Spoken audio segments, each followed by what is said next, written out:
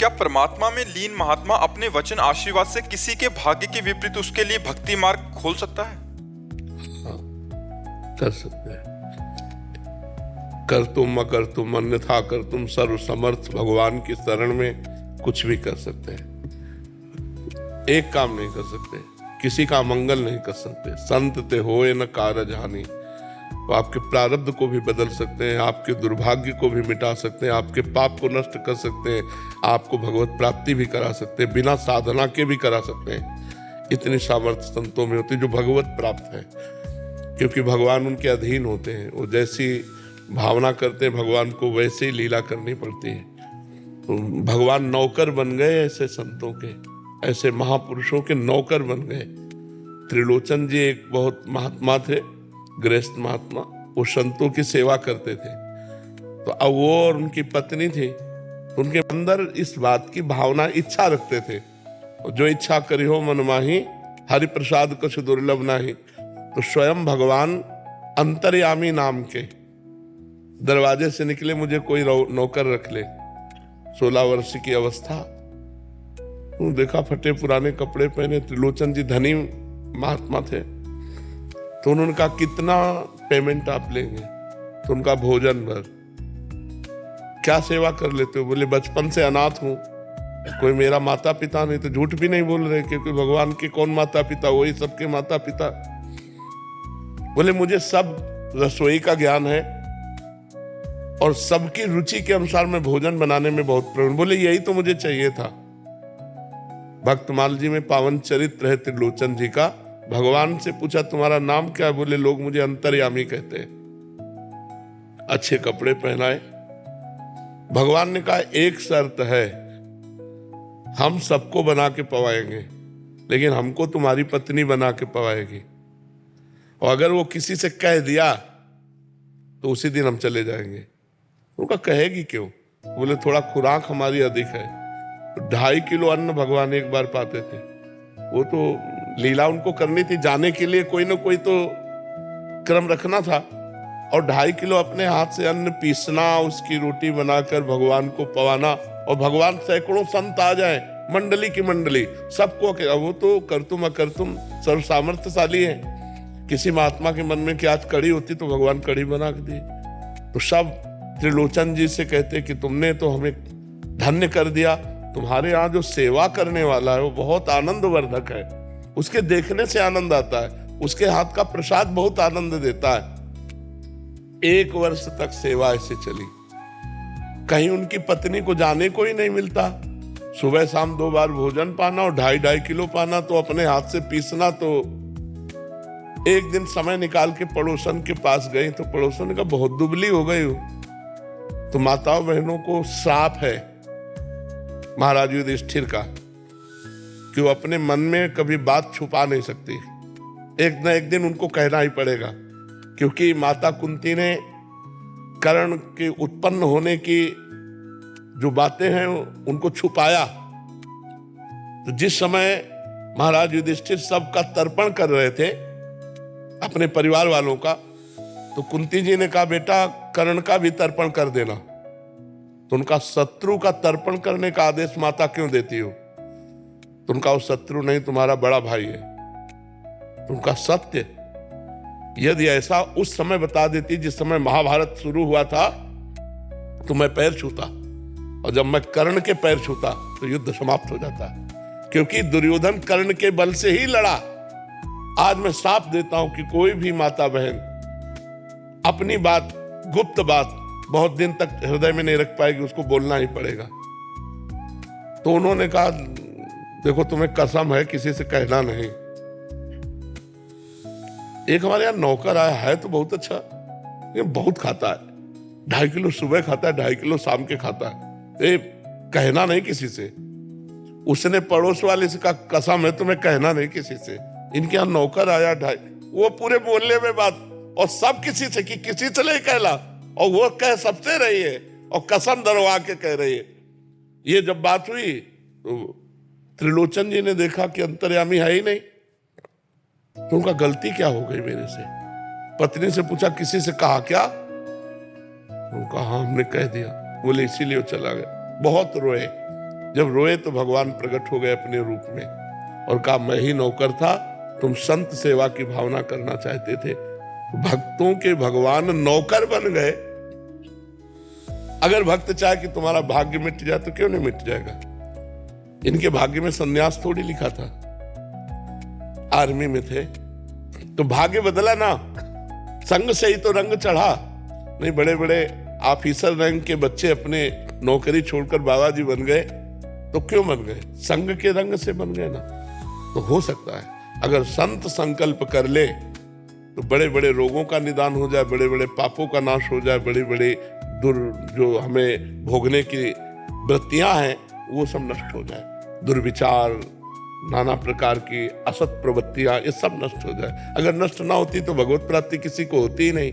तो समझ रहे हैं ना, भगवान अपने भक्तों के हाथ बिक जाते हैं, लेकिन उन भक्तों के हाथ जो सत्य से चलकर भगवान का भजन करते हैं। दंभ पाखंड नाटक में तो माया ही खरीद लेती है, भगवान तक पहुंची नहीं है।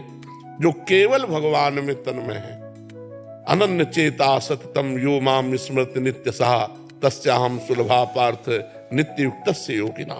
जो नित्य युक्त होकर भगवान को मधुर मधुर आंसुओं से भींगे हुए कपोल और पुकारते रहते हैं, भगवान उनके दास बन जाते हैं। भगवान कहते हैं, हौ भक्तन को दास भगत मेरे मुकुट मणि, पग चापू और सेज बिछाऊं, नौकर बनू हजाम, हाकू बैल बनो गडवारो, बिना तनख्वाह रथवान। देखो ना, अर्जुन जी के सारथी बने हुए कोई तनख्वाह देते हैं क्या अर्जुन जी? और अर्जुन जहां खड़े हैं, जहां अर्जुन की पादुका वहां भगवान बैठे हैं। कौन भगवान? ध्येयम सदा परिभवग्नम अभीष्ट दोहम तीर्थास्पदम शिव विरंच नुतम शरण्यम। भगवान ब्रह्मा शंकर आदि जिनके चरणों की वंदना करते, वो भगवान श्री कृष्ण वहां बैठे हैं जहां अर्जुन की पादुका है। तो भगवान अपने भक्त के लिए बिक जाते हैं तो कुछ भी कर सकते हैं। पर ऐसे भक्त जो भगवान को समर्पित हो चुके हैं, ऐसे दो चार माला घुमाने वाले की बात नहीं कह रहे पर भक्त वही है जो भगवान से भी कोई चाह न करे। इसीलिए भगवान की इच्छा है आप हमारे समीप आए, आपका मंगल हो, तो हमारे मन में संकल्प आ जाएगा आपका मंगल हो। नहीं, हमारी इच्छा नहीं होगी, क्योंकि हमारी इच्छा तो भगवान की इच्छा में समर्पित हो चुकी है। अब जोई जोई प्यारो करे सोई मोहि भावे। अगर हम अपनी इच्छा करें अपने लिए तो अभी भगवान के कनेक्शन में कमी है। जब इच्छा का नाश हो गया तब सही कनेक्शन होता है। जो भगवान से संबंध होता है वो इच्छा का नाश हो। इसीलिए सबके हृदय में इच्छा है, इच्छाओं के बिना कोई जी नहीं रहा। इसीलिए भगवान से संपर्क नहीं है, भगवान से बातचीत नहीं, भगवान के दर्शन नहीं, भगवान के साथ खेलना नहीं। और जाहि न चाही कबहु कछु, तुम सन सहज स्नेह, बसहु निरंतर तासुर, सो राउर निज गे। जिसे कोई इच्छा नहीं है, कोई चाह नहीं, वो भगवान का घर है हृदय। जाहि न चाही कबहु कछु, तुम सन सहज स्नेह, बसो निरंतर तासुर, सो राउर निज गे। जब भगवान का आनंद मिलता है ना, जिसे भगवदानंद कहते हैं। आहार, सात्विक दर्शन, सात्विक भाषण, सात्विक श्रवण, ये अनिवार्य है। जैसे हमारा भोजन है वो सात्विक होना चाहिए, तनिक भी अपवित्रता नहीं होनी चाहिए, तब हमारा चिंतन भगवान से जुड़ेगा। पेय पदार्थ सात्विक होना चाहिए। हमारा दर्शन जैसे मोबाइल में है या बाहर है, सात्विक होना चाहिए। अगर हम गंदा दर्शन करते हैं मोबाइल में या बाहर गंदा भाव रखते हैं, फिर भजन नहीं होने वाला। हमारा खान पान सही होना चाहिए, हमारा देखना सही होना चाहिए, हमारा सुनना सही होना चाहिए, हमारा बोलना सही होना चाहिए। इनका भजन में बहुत योगदान है। देखो, हम पर कृपा तो हो चुकी है, अगर कृपा न होती तो मनुष्य शरीर न मिलता, मनुष्य शरीर मिलकर के हमको साधु संग न मिलता। अब मोहि भा भरोस हनुमंता, बिनु हरि कृपा मिले नहीं संता। तो संतों के संग में बैठे तो इसका मतलब आप कृपा पात्र तो भगवान के हो।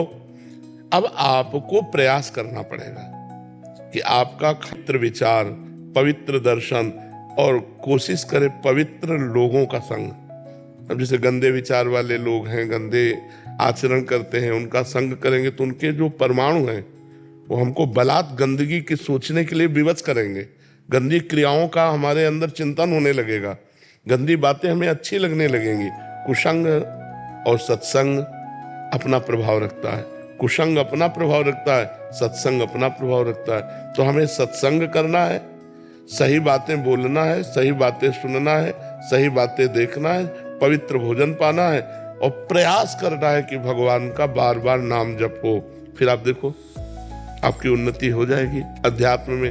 अब गंदा भोजन, गंदे विचार, गंदा दृश्य जो मन आया और टीवी में देख लिया, मोबाइल में देख लिया, वो चिंतन हमारे अंदर जैसे सीसी कैमरा होता है ना, वो सब कवर करता रहता है, बिना खींचे खींच जाता है। ऐसे ही मन में भगवान की तरफ से सीसी कैमरा है, वो जो देखता है, जो सुनता है, जो बोलता है, वही सब खींच लेता है। और जब आप भजन में बैठोगे तो वही सब दिखाएगा आपको। तो लगता है यार भजन के पहले तो इतना गंदी बात नहीं आती थी, जब हम भजन करने लगे तो कितनी गंदी बात आती। तो हमको अपने सीसी कैमरे के सामने गंदी बातें नहीं लानी, गंदे दृश्य नहीं सोचना, गंदी क्रियाएं नहीं करना। तब भजन मार्ग बड़ा पवित्र मार्ग है। देखो आपका शरीर पवित्र, आपका वस्त्र पवित्र, आपके विचार पवित्र, तो परम पवित्र भगवान का भजन बनेगा। ऐसे भजन में कहाँ फिर रुचि हो पाएगी। पापवंत कर सहज स्वभाव, भजन मूर्ति भाव न काऊ।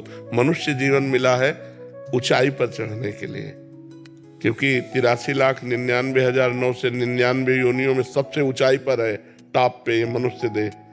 अब अगर यहाँ से गिरे तो सुअर, कुत्ता, नाली के कीड़ा, भूत प्रेत क्या बनना पड़ेगा कुछ पता नहीं।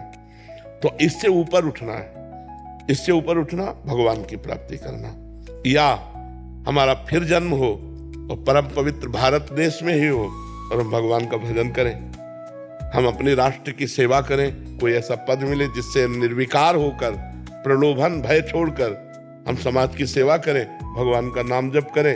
अब इससे नीचे न गिरे, सुअर कुत्ता न बने, नाली के। इसलिए परोपकार अनिवार्य है, और ये नाम जब परोपकार तभी हो सकता है जब आपकी बुद्धि शुद्ध होगी। तो बुद्धि शुद्ध होने के लिए भोजन शुद्ध, जैसा खाओ अन्न वैसा बने मन, जैसे पियो पानी वैसी बने वाणी।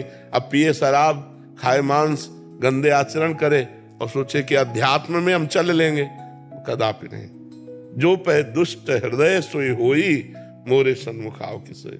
यदि वो दुष्ट हृदय है वो भगवान के मार्ग में नहीं चल सकता। भोगेश्वर प्रसक्ता नाम तया प्रहत चेतसाम, व्यवसायत्मिका बुद्धि समाधो न विधीयते। जो भोग हुई नाना प्रकार के पदार्थों के ही भोग और संग्रह में लगा हुआ है, वो कभी भगवत प्राप्ति करना ऐसा सोच भी नहीं सकता।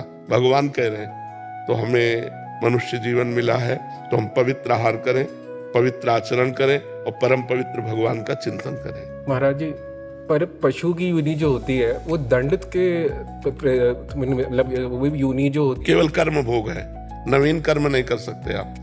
जो आपका प्रारब्ध भोग है उसे वही भोगना होगा, इसके आगे नहीं। तो बट वो जो पशु होते हैं वो दंड, ऐसा तो नहीं होता उनको कोई पिछले जन्म में कोई दंड मिला हो और इस वजह से वो इस बार पशु बने? तो दंड तो हर योनि दंड ही तो है। केवल एक मनुष्य योनि है जिसमें आपको छूट है, जो चाव कर सकते हो, जो चाव कर सकते हो। आप देवता बन सकते हो, आप नारायण का भजन करके नारायण में तन्मय हो सकते हो, आप राम जी का भजन करके राम जी में तन्मय हो सकते हो, जो चाहो। हर पशु पक्षी जो 83,99,999 से 99 योनियां है वो कुछ नहीं कर सकते, केवल अपना भोग भोग सकते हैं कर्म का। जो हमने मनुष्य जन्म, हमारे कोई पहला मनुष्य जन्म थोड़ी है, असंख्यों बार हो गए। जो कर्म किए वो भोगना पड़ेगा। फिर भगवान ने अब चांस दिया कि मिटा लो साले कर्मों को, भजन करके परोपकार करके अपने अशुभ कर्मों को मिटा दो। तो हम भूल गए, फिर यहाँ आ गए वही लड़का बच्चा, पढ़ाई लिखाई, रुपया पैसा, खान पान, मौज मस्ती, फिर मर गए, फिर वही सुअर कुत्ता बने जाकर के, फिर नाना प्रकार की भोग योनियां। पर महाराज जी, जैसे देखा है कई बार लोग अत्याचार करते हैं पशु पे, वो कहते हैं कि क्योंकि ये इनको हाथ लगाना पाप है। तो क्या ये सोच समाज की? नहीं, पशु को हाथ लगाना पाप नहीं, ऐसा नहीं, कभी कहीं किसी शास्त्र में ऐसा नहीं लिखा। बर्ताव व्यवहार मर्यादा के अनुसार करना है। हम कह रहे हैं पशुओं के साथ व्यवहार करो, प्रिय व्यवहार करो, मित्रवत व्यवहार करो, लेकिन एक सीमा तक करो। देखो अलग अलग मर्यादा है। जैसे हम गौ के मूत्र का अपने हिंदू लोग पवित्र मानते हैं, गाय के गोबर को लीपते हैं, लेकिन कुत्ते के गोबर को तो नहीं लीप सकते। हर पशु की एक अपनी मर्यादा है, हम उस मर्यादा से चलें। जो हमारी गाय के प्रति श्रद्धा है वही हम खान पान के सब जीवों के प्रति रखें, लेकिन बर्ताव अलग अलग है, बर्ताव में भेद है। तो हमें लगता है कि पशुओं से प्यार करे, पर मर्यादा के अनुसार करे, प्यार जरूर करे। ये आज पशुओं से प्यारहीन तो नष्ट हो गया है, तभी बकरा मुर्गा गाय भैंस लोग काट काट के खा रहे हैं। ये राक्षसीपन है, बड़ी दुर्गति होगी ऐसे लोगों की। काल भगवान अपना कभी नाम नहीं घोषित करते। बोले क्या हुआ, बोले दिल फेल हो गया, क्या हुआ एक्सीडेंट हो गया, क्या हुआ उसने मार दिया। कभी काल को कोई नहीं कहता, वो काल मिटिया मेट करता रहता सबको। इसलिए सबको सुख दो, धर्म के अनुसार सुख दो, खूब नाम जप करो, जीवन आनंद में व्यतीत करो। मनुष्य जीवन आनंद में व्यतीत करने के लिए शोक चिंता भय ये सब क्या है। तो हमारी बुद्धि निर्णायक सही हो जाए, इसलिए हमें नाम जप अनिवार्य है, पवित्र भोजन अनिवार्य है, पवित्र आचरण अनिवार्य है। इसके बिना भजन नहीं हो सकता, और भजन के बिना जीवन पशुवत है, पशुवत। क्या हमारा समाज हो रहा है, जिन बच्चों का पोषण होना चाहिए उन बच्चों का शोषण हो रहा है। तो ये बुद्धि भ्रष्ट, बिना अध्यात्म के बुद्धि भ्रष्ट हो जाती है। अब शराब पी के आए, अब घर में जो मना सो तांडव कर रहे हैं। अरे अगर उसी शराब पीने वाले पैसे से थोड़ा अंगूर सेव मीठा लेके घर आते तो कितना अच्छा लगता। 1000 रुपए की मीठा फल लेके घर वालों को देते तो वो एक सुख का अनुभव करते। तो आज जो हमारी बुद्धि वो भ्रष्ट होती चली जा रही। पर हम तो धन्य मानते हैं कि अभी कलयुग इतना नहीं बढ़ा कि कोई संतों की बात न सुने। सुन रहे हैं लोग, नहीं तो ऐसा संसार भ्रष्टता की तरफ चला जा रहा है कि ये सब बातें गप मानी जाती है। क्लब अच्छा माना जाता है, शराब अच्छी मानी जाती है, गंदे आचरण अच्छे माने जाते हैं। अब देखो कितना अपने समाज में व्यभिचार फैल रहा है। पहले ये था ही नहीं, गर्लफ्रेंड बॉयफ्रेंड था ही नहीं। अरे हमारे समय में नहीं था। स्कूल पीरियड में ये थोड़ी सब कुछ था, गंदी बातें ही नहीं थी। सब 16-17 साल के बच्चे खेल। वही बात मैं कहना चाहूँ, मैं एक एथलेटिक्स का कोच हूँ, और छोटे छोटे जो बच्चे जो ट्रेनिंग करने आते हैं और उनको अगर ये बातें समझाई जाती है तो वो खुद कहते हैं कि हम तो सर मेच्योर हो चुके हैं। वो 13-13 साल की लड़कियां को अगर ये चीजें हम समझावें कि इन चीजों से दूर रहो, तो वो कहती है सर हम तो मेच्योर हो चुके हैं। मेच्योर मतलब हम इसके योग्य हो योगी हो चुके हैं, हम समझदार ज्यादा हो चुके हैं। माने कि उनका मतलब ये है। तो समझदारी का मतलब अपना नाश करना। देख लो बुद्धि कैसे। समझदार तो वो है कि हम दोस्त बनाए, दोस्त को पहचाने। दोस्त कौन है? जो हमारे जीवन को उन्नति की तरफ पहुंचाए, जो हमारे जीवन को पतन की तरफ ले जाए, उसे दोस्त नहीं कहते। सुपथ मार्ग में चलाने वाला, कुपंथ से हटाकर जो उन्नति की तरफ बढ़ाए, उसे दोस्त कहते। कुपथ निवारी सुपंथ चलावा। और यहाँ कुमार्ग हमारे दोस्त हो तो ये खाओ नहीं, हमारी तुम्हारी दोस्ती नहीं। हाँ राजेंद्र कुमार अग्रवाल जी, महाराज जी आपके चरणों में कोटि कोटि प्रणाम। महाराज जी, इस शरीर के बाद कोई दूसरा जन्म ना हो, ऐसी क्या करना पड़ेगा हमें? नाम जप। जासु नाम भव भेषज हरनि घोर त्रयशूल, सोई कृपाल तोहि मोहि पर रहो सदा अनुकूल। इस संसार रूपी रोग की अचूक औषधि भगवान का नाम है। जासु नाम भव भेषज। कलयुग केवल नाम आधारा, सुमिर सुमिर नर उतरहि पारा। अगर हम भव समुद्र से पार जाना चाहते हैं तो भगवान का मंगलमय नाम हर समय जपते रहे। राधा राधा, कृष्ण कृष्ण, राम राम, शिव शिव।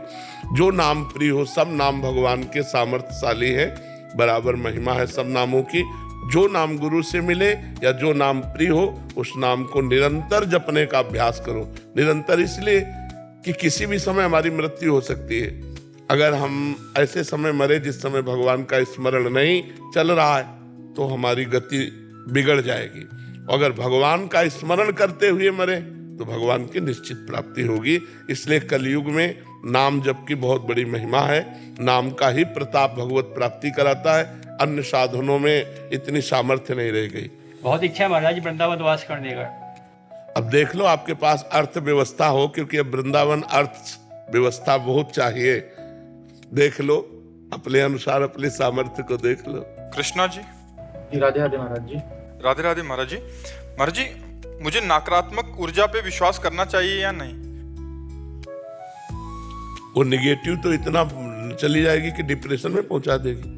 अगर नकारात्मक ऊर्जा पर विश्वास करते जाओगे तो या तो आपको राक्षस बना देगी या तो आपको डिप्रेशन में पहुंचा देगी। इससे तो लड़ करके इसको मिटाना चाहिए। महाराज जी, आजकल जो प्रचलन चल रहा है, जैसे हम ग्रामीण इलाके में देखते हैं कि जो नकारात्मक ऊर्जा है, जिसको भूत प्रेत का नाम दिया जाता है सामान्यतः। अच्छा, आप देखो क्या होता है कि जब तक आप वो पॉइंट नहीं बोलेंगे तो केवल नकारात्मक ऊर्जा का हमने उसमें नहीं रहता, ये पर्सनल आवेश होता है कभी कभी। जैसे हमारे कर्म बिगड़ गए और भूतों वाले कर्म है और कोई भूत योनि का टकरा गया, तो हमारे द्वारा वो अपना पोषण करने के लिए जल, भोजन, अन्न, पान, ये किसी मनुष्य शरीर में आकर वो कर सकता है, वो स्वतंत्र रूप से नहीं कर सकता। तो ऐसे आवेश हो जाते हैं। महाराज जी, इसका जैसे लोग अस्वस्थ होते हैं किसी कारणवश, तो आजकल जैसे लोग हॉस्पिटल कम जाते हैं, वो किसी तांत्रिक के पास। नहीं, गलत तरीका है। हाँ, हम ये नहीं कह रहे कि भूत आवेश नहीं होता है। गोकर्ण जी के सामने भी भूत प्रकट हुआ था, शास्त्रों में वर्णन भी आता है। तो भूत आवेश होता है। अगर भूत आवेश है और किसी ऐसे के पास जाया जाए और ठीक हो रहा है तो बात अलग है, लेकिन सर में दर्द, पेट में दर्द, चक्कर आना और कई प्रकार के रोग हो सकते हैं, सबको भूत आवेश साबित करना ठीक नहीं है। उसको डॉक्टरों से जांच करानी चाहिए।